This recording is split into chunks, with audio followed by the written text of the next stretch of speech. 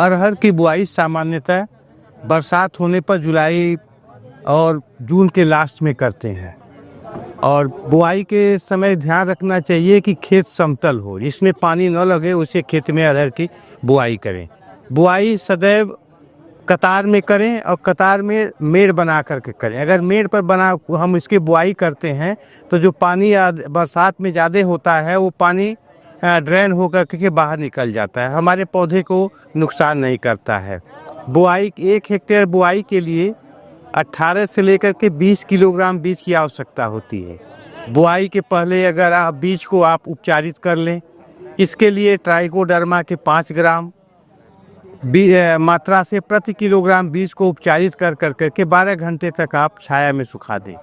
उसके बाद पीएसबी के कल्चर से इसको उपचारित कर लें। 1 हेक्टेयर बीज को उपचारित करने के लिए 4 पैकेट पीएसबी की आवश्यकता होती है। इसके अलावा हमारे ज़मीन में फास्फोरस की उपलब्धता है लेकिन पौधों को उपलब्ध नहीं हो पाता, तो उसको उपलब्ध कराने के लिए पीएसबी का एक कल्चर आता है राइजोबियम की तरह ही।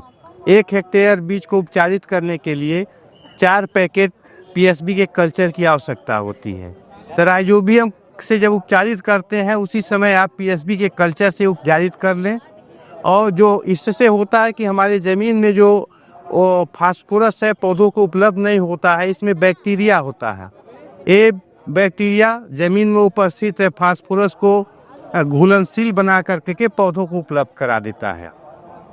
बुआई के समय आप 20 kilogram nitrogen, 40 kilogram phosphorus, 20 kilogram potash और 20 किलोग्राम सल्फर का प्रति हेक्टेयर व्यवहार करें।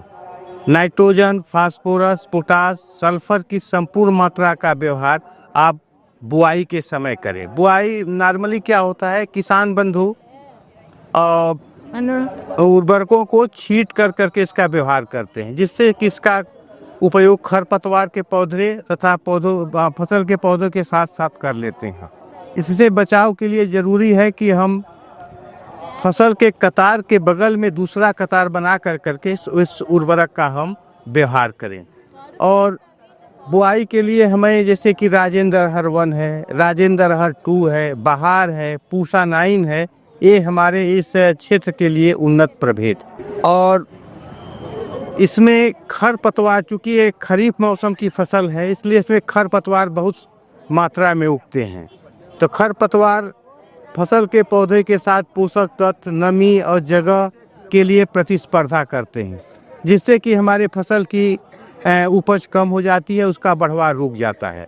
तो इसका फसल के और खरपतवार के प्रतिस्पर्धा का एक क्रांतिक अवस्था होता है। ये अरहर में 45 से लेकर के 60 दिन तक होता है। अतः ज़रूरी है कि बुआई से लेकर के 45 से 60 दिन तक हम फसल को खरपतवार से मुक्त रखें। इसके लिए पहली निकाई 20 से 25 दिन के बाद करते हैं, दूसरी निकाई 40 से 45 दिन के बाद कर करके हम उसको नियंत्रित कर लेते हैं। इसके अलावा खरपतवार नाशी रसायनों का प्रयोग कर करके भी हम खरपतवार को नियंत्रित कर सकते हैं। इसमें पेंडिमेथिलिन के 1 किलोग्राम सक्रिय तत्व को 600 लीटर पानी में घोल करके बुआई के 2 से 3 दिन के अंदर खेत में समान रूप से उसका छिड़काव कर ले। इसके अतिरिक्त क्विजलोफाफिथाइल या इमेजेथापायड, इसमें से किसी एक रसायन के 100 ग्राम सक्रिय तत्व को 600 लीटर पानी में घोल करके बुआई से 15 से 20 दिन के बाद आप खड़ी फसल में छिड़काव कर दें। इससे हमारे जो खरपतवार के पौधे हैं वो नष्ट हो जाते हैं और फसल के पौधे पर इसका कोई प्रभाव नहीं पड़ता है। जहाँ चौड़ी और सकरी पत्ती वाले दोनों तरह के खरपतवार होते हैं वैसे जगह पर हम इमेजेथापायड का व्यवहार करें, और जहाँ सकरी पत्ती वाले खरपतवार की अधिकता हो वहाँ पर हम क्विजलोफाफिथाइल का व्यवहार करते हैं। और जहाँ तक कि इसकी बुआई सदैव असिंचित अवस्था में करते हैं, लेकिन जब इसमें फूल से बनना शुरू होता है और इसमें फली बनने तक इसको अधिक पानी की आवश्यकता होती है। ऐसी स्थिति में अगर आपको 2 सिंचाई कर देते हैं तो इससे हम अधिक से उपज प्राप्त करते हैं। पहली सिंचाई फूल लगने के पहले और दूसरी सिंचाई जब इसमें फली लगने लगे तब इसकी सिंचाई करते हैं।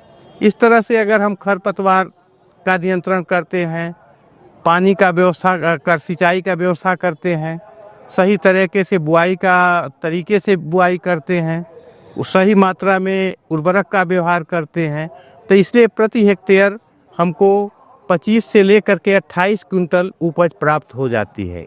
अब जब इसमें फूल और फली लगते हैं तो इसमें फली छेदक कीट का प्रकोप बहुत ज़्यादा होता है। इसके नियंत्रण के लिए जब इसमें 50% फूल आ जाए तो इंडक्सा कार्ब के 1 मिलीमीटर मात्रा को 1 लीटर पानी में घोल करके उसका छिड़काव करें। अब जब इसमें 50% फली आ जाए तो प्रोफेनोफास नामक दवा के 1.5 मिलीलीटर मात्रा को प्रति लीटर पानी में घोल करके आप छिड़काव करें।